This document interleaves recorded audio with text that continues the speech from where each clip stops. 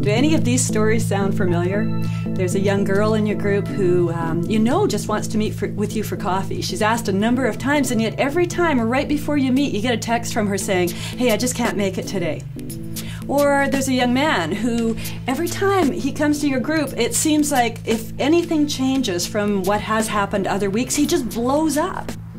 Or there's a girl you've seen just isn't at school, and so you contact her and say, "Hey, where have you been? What's up?"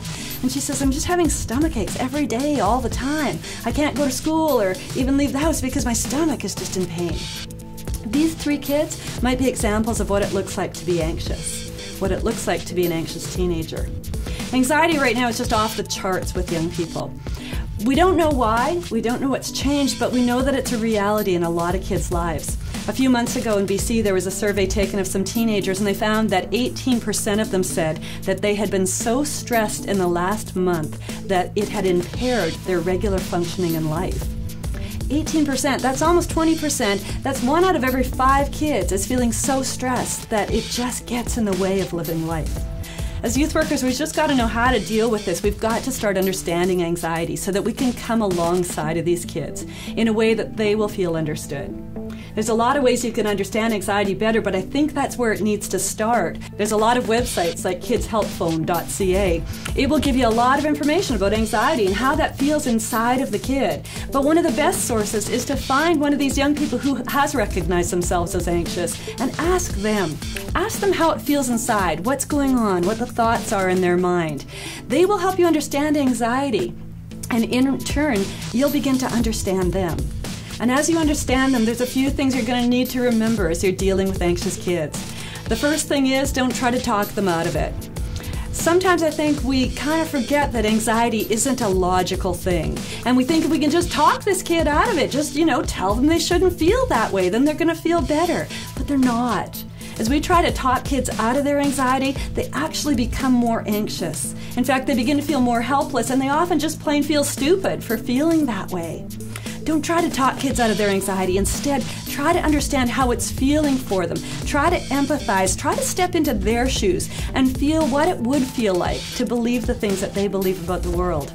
Second thing is, help them get to know their own anxiety better.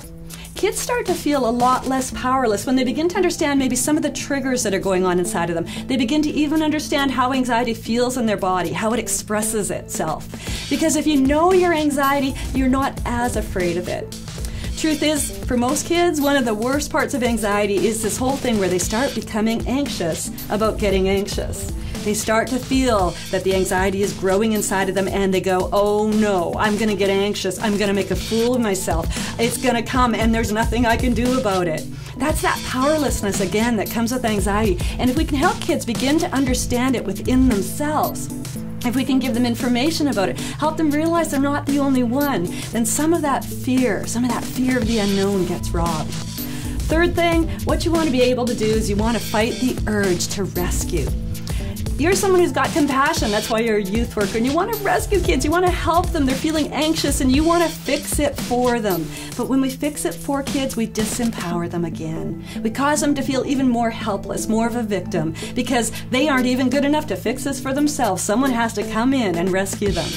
What you want to be able to start doing is say to an anxious kid, "Wow, that must feel really scary. What do you think you need to do about it?" Help kids come up with strategies. Help them come up with a fight kit. Maybe 3 things that they have on 3 slips of paper in their pocket. 3 things that they know in their mind that they can do to fight when anxiety starts to take over. It might be things like learning to breathe deeply for an extended period, for 10 minutes. It might be a conversation with a certain person. It might be praying for other people they know who are anxious, but help them build that fight kit so that they can choose how to begin to address the anxiety that's building inside of them. Anxiety is a scary thing, and it's a lonely thing. We need to do what we can as youth workers to come alongside kids who are anxious and begin to walk with them through the dark place and walk with them towards Jesus.